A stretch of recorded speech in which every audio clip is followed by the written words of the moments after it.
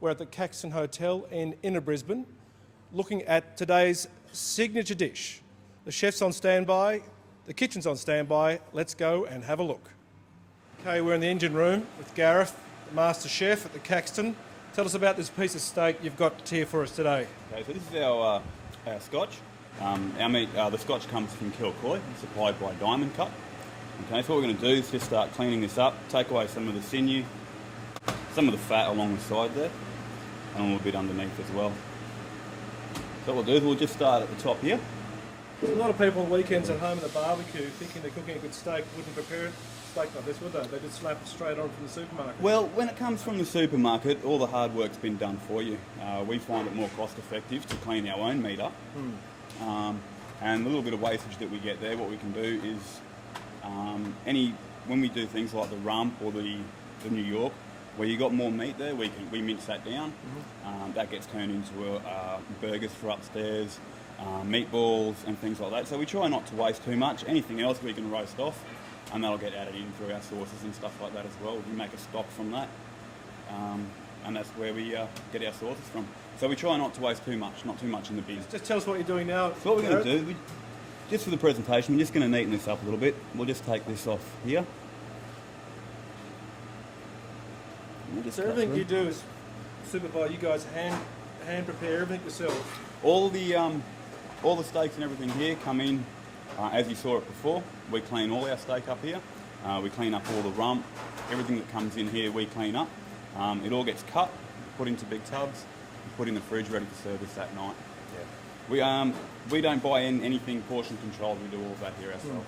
So like I say, leading into a Monday, Tuesday night, and for a game night as well, someone's here most of the day cleaning meat. Wow. Yeah. So we just want to go for about 350 grams serve, so probably about that size,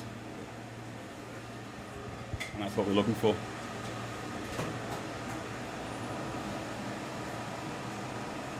Hello, my name is Morton Bug. How very nice to see you today. Bye. Okay, the next stage is preparation of the seafood. So over to our master chef. Okay, so what we're going to do is we're going to start cleaning up the second part, which is our Moreton Bay bug. Now with the bugs, I find the easiest way to clean them up is to just turn them over, and you'll notice just in there they have a little mouth. So we'll just put our knife straight in the middle there, and we'll just pull down and just crack it through the front there. Turn him over, put your knife in the same spot, and just pull down towards you. A little bit of pressure on there, and then through the tail, and we'll have them in two halves. But just with a little bit of cold water, just clean him out, clean all that away from the head, and then just clean down through the tail. And you'll end up with a nice clean half of Moreton Bay bug. Okay, so as I said earlier, this is our grill here. This is where all the steaks and everything come from. And as I said, it's not the biggest area, so when the guys are on the grill cooking, especially on a busy night, they really need to be pretty switched on, and things work pretty fast over this area. All our steaks, they get sealed off here, they get finished on the flat grill, and they come over here for plating out to the customers through those doors there. So 200 steaks, you guys must be just flat out when you go. Oh, they are, yeah. When the guys are on the grill here, they're flat out all night. Now the talk of seasoning steak with salt, you obviously believe in that? Yeah, I do. I think it just enhances the flavour. I like to season it as just before it goes on, so we'll just season that one up. Coming to the important part of the afternoon, which is every man's dream, which is the barbecue or the cooking of the steaks. Gareth here has got a lovely grill. Gareth, just run us through what you're going to do here with this steak. Okay, so we just seasoned it up, and we'll start with a very hot grill. Can I just ask, just have a look at the viewers how what Gareth is doing with the seasoning. Can we get a shot of the salt spice mix over there? So for service, we'll have a mix over here. It's got some oil for the flat grill. Just like I said earlier, some of the meats have a little bit of fat on them, so we keep a little bottle of water here as well, just to put out any sort of little flash fires we have, any little spot fires from the oil. And we have a seasoning mix here, and the guys just keep a little thing of water there as well, just to dip their hands in and things like that, so they don't get covered in too much too much salt and fats and things like that. So it's just not a bad idea, viewers. What Gareth is saying, there's a bottle of water over here he uses to put out the fire sometimes in case there's a little bit of fat in the steaks, which is probably a pretty handy tip at home. How many times have blokes got the barbecue going and the whole thing's gone up in flames? All you can do is look at it. Yeah, well, that's right. And, you know, a little bit of water just on these ones here will just wash away that. Obviously, if you've got a fat fire, you don't want to be adding water to that. But, I mean, it works on this flat grill here. If they start to flame up a little bit, just a quick splash of the water on there tends to dye that flame back down. All right, so tell us about how long you want to cook this steak. What we'll do for. now, we've just put that mark on there, so we'll just turn it again. So would you call that sealed? Yeah, we see what you want is the darker lines there. You want those going the other way as well. Okay. That seals it. So that'll start sealing it, and then we can finish it on the hot plate. And the reason we don't cook our steaks all the way through on here is you tend to get a little bit of an uneven heat. This one here will give you a more even heat. So this is really important for people at home that learning from a great chef like yourself. Get your hot plate like this, sear it for a minute either side like this. Yeah, like I say, you want to try and get a nice colouring on it. Okay. Sealing your steak just sort of locks in all the juices and everything like that as well.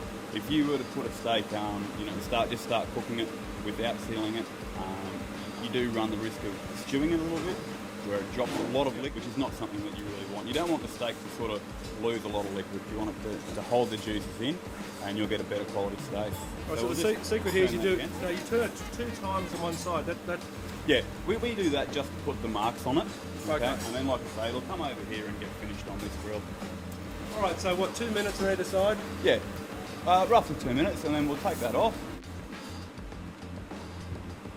So just a little bit of oil on the plate, and then just steak straight on there like that.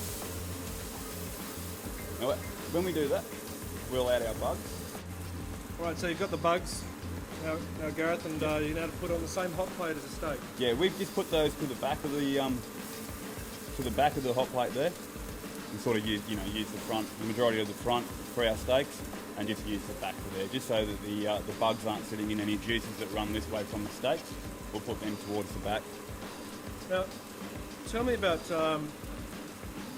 the idea of the perfect steak, how it should be cooked. Some people like it raw, some people say medium. I'm confused. What's the best way to eat a steak, and how should it be cooked? I prefer to eat my steak probably cooked no more than medium rare. I think medium rare is it's the way I enjoy eating it. Medium rare gives all the fats and everything like that a chance to start to cook and break down. And once you start going medium or any further, the meat obviously tends to start drying out more the more that you cook it. We've got one side being done. How do you know it's cooked? Yeah. Well, tell us at home, someone at home, how do you actually... Obviously our steaks here are quite thick. We go 350 grams per our scotch. The rump is bigger still. So they take a little bit longer, and again, we're doing it on a flat grill. Okay, so the steaks here can take a little bit longer than what you'd probably be cooking at home, what you'd be used to cooking at home. We'll just check that. So that's sealed up nicely. It's nice and caramelised. It's still, it's not burnt or anything on over there. And we'll just do the same to that side. We'll just check our bugs. And we'll just tell us what you're looking for on the bugs, Gareth? So for the bugs, you want it to go from that sort of opaque meat that we had before, to a nice white colour, and white all the way through. And you can see just sort of underneath there, that's starting to go white all the way through. So that bug isn't far away. Put him back. We'll just add a little bit more oil to that. And we'll just add our prawns now at the end. We don't want to overcook our prawns. Yep. So obviously they won't need the cooking time with the steak or the bug will, so we'll just put them at the end. Tell me, Gareth, after all these years, do you still enjoy cooking at home? I do. I tend not to cook at home a lot, as I'm cooking here a lot of the time. But yeah, I do. I enjoy doing different things, cooking different things at home, working on dishes at home to try and look at things for new menus and new ideas for here as well. Looks like we're almost ready to go here, Chef. So our prawns look cooked. Our bug looks cooked inside there. It's nice and white all the way through. what we'll do is we'll just lift those onto there. And we'll just put our bug. And that's ready for the plate. Voila. Well, the chips are cooking, the steak's cooked, and our chef has gone to get one of his secret herbs and spice ingredients, which makes the Caxton chips, I believe, world famous. Constantly when I come here, I'm always impressed at how good the chips are with the steaks. So let's see what the chef can tell us about his incredibly secret ingredient list. Okay, so once we've got our chips, nice golden colour. Like I say, it's important to have nice clean oil. Just give those a little bit longer. So chefs around the world always have their little tips and secrets, which they're obviously not inclined to share with a lot of people. That's pretty normal, isn't it? No, I don't think so. I think we probably should share our tips and secrets, and so everyone can sort of enjoy cooking a little bit more, have a little bit more of an insight as to what happens inside a kitchen. Like you said earlier, it's a different story when you're outside having dinner.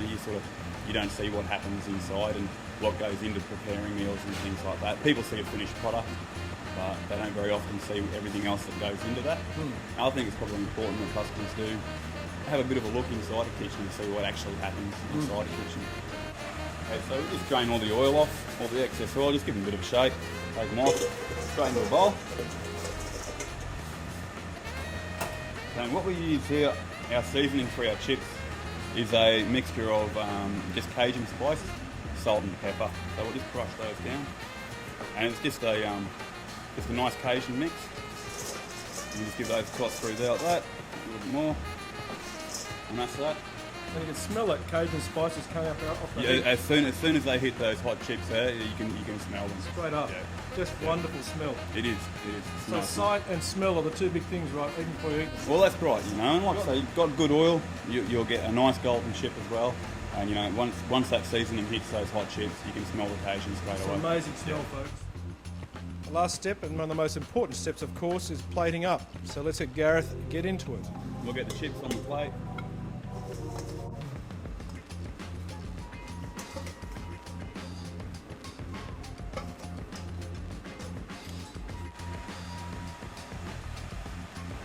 And the steak straight on the plate.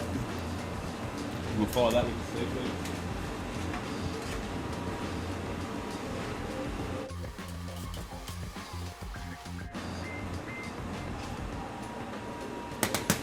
Just give those plate to wipe down any finger marks or anything.